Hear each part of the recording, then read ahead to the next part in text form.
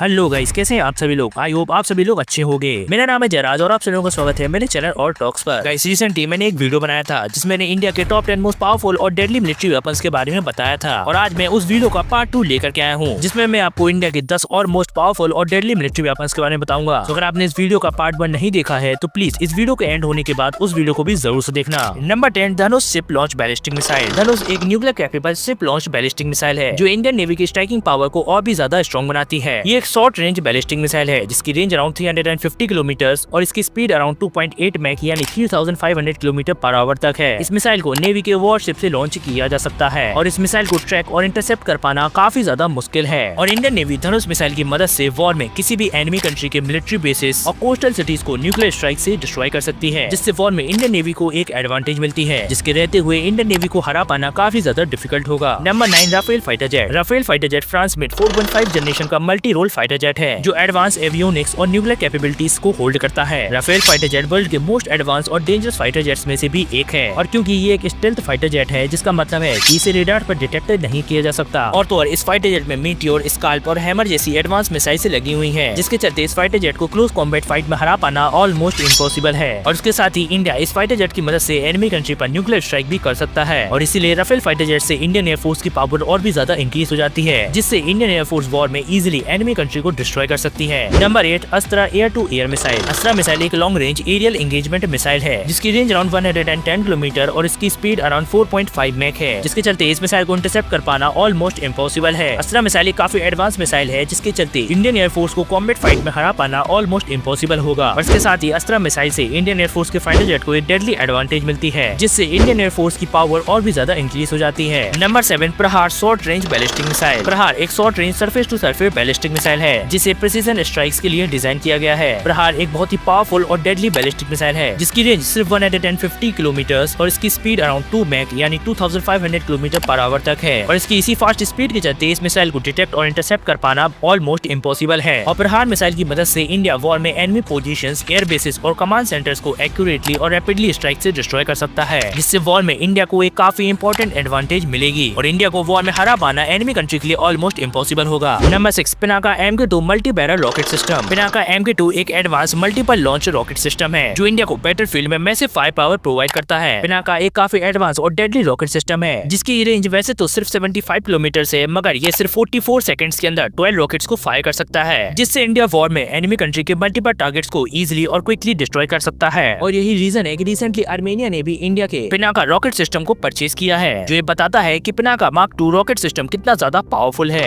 Number 5, तेजस fighter jet. तेजस एक indigenously made supersonic fighter jet है जो मॉडर्न एवियोनिक्स और वेपन से लेस है जो तेजस को एक डेडली और एडवांस वेपन बनाता है। इस फाइटर जेट की स्पीड अराउंड 1.8 मैक है जिसके चलते इसे रेडार पर डिटेक्ट कर पाना ऑलमोस्ट इम्पॉसिबल है और तो तेजस फाइटर जेट अस्त्रा, R-73 और कई लेजर गाइडेड बॉम्ब्स को कैरी कर सकता है जिससे इसे क्लोज एयर कॉम्बैट फाइट में सुपीरियर एज मिलती है और वॉर में इंडिया तेजस फाइटर जेट को कॉम्बैट मिशंस और स्ट्राइक्स के लिए यूज कर सकता है जिससे इंडियन एयरफोर्स की पावर कई गुना बढ़ जाती है। Number 4, Arjun MK-1A battle tank. Arjun MK-1A एक advance indigenously made main battle tank है जो इंडियन आर्मी को सुपीरियर फायर पावर और प्रोटेक्शन प्रोवाइड करता है। अर्जुन टैंक एक बहुत ही डेंजरस और एडवांस टैंक है क्योंकि इसमें 120 mm राइफल गन लगी हुई है जो high velocity armour precision rounds को फायर कर सकती है और इसके एक्सप्लोसिव रिएक्टिव आर्मर के चलते इस पर एनिमी सेंस का कोई भी इफेक्ट नहीं होता है और तो ये टैंक मुश्किल से मुश्किल टेरेन में भी इजीली और फास्ट मूव कर सकता है और इसके साथ ही अर्जुन टैंक की मदद से इंडिया वॉर में एक स्ट्रॉन्ग फोर्टिफिकेशन कर सकता है जिससे एनिमी कंट्री के लिए इंडियन आर्मी पर एडवांसमेंट कर पाना ऑलमोस्ट इम्पॉसिबल होगा। Number 3, T-90 Bheeshma battle tank. T-90 Bheeshma India का एक most advance main battle tank है जिसे मॉडर्न वॉरफेयर के लिए स्पेशली डिजाइन किया गया है और ये टैंक इंडियन आर्म फोर्सेस का बैकबोन है जिसमें 125 mm की स्मूथ बोर गन लगी हुई है जो एनिमी के बंकर्स को इजीली डिस्ट्रॉय कर सकती है और इसके एक्सप्लोसिव रिएक्टर आर्मर के चलते इस टैंक को इजीली डिस्ट्रॉय नहीं किया जा सकता है और तो और इस टैंक में थर्मल इमेजिंग और नाइट विजन टेक्नोलॉजी भी मौजूद है जिससे ये टैंक रात को भी ऑपरेट कर सकता है और इंडिया वॉर में T-90 भीष्मा टैंक की हाई मोबिलिटी के चलते इजीली और इफेक्टिवली एनिमी टैंक्स के फोर्टिफिकेशंस को डिस्ट्रॉय कर सकता है जिससे इंडियन आर्मी तेजी से एनिमी टेरिटरी में एडवांसमेंट कर पाएगी और इसीलिए T-90 भीष्मा टैंक इंडिया के मोस्ट पावरफुल मिलिट्री वेपन्स में से भी एक है। नंबर 2, INS चक्रा न्यूक्लियर अटैक सबमरीन। INS चक्रा इंडिया की एक न्यूक्लियर पावर्ड अटैक सबमरीन है जो इंडियन नेवी को अंडर वाटर एक स्टेल्थ और अटैक कैपेबिलिटीज प्रोवाइड करती है। ये submarine Russian Olga class submarine है जो काफी पावरफुल होती है और इस सबमरीन के न्यूक्लियर पावर होने की वजह से इसे डिटेक्ट कर पाना ऑलमोस्ट इम्पॉसिबल होता है और इसीलिए ये सबमरीन लंबे समय तक अंडरग्राउंड रह करके